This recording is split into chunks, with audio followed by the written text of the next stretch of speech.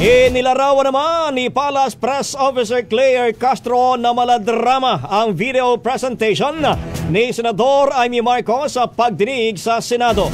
Sa press briefing sa Malacanang, pinuna ni Castro kung bakit hindi kompleto ang mga ipinakitang video.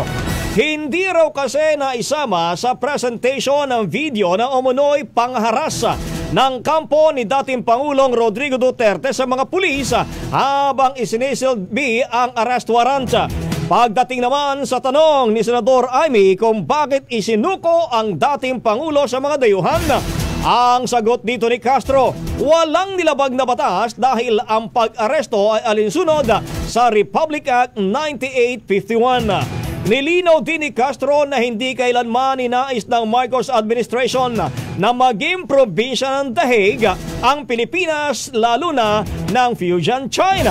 Kasunod dito ng sinabi naman ng senadora kung kailan pa naging probinsya ng Dahig ang bansa. Ang ginawa sa dating Pangulo ay pagpapatupad lamang ng batas.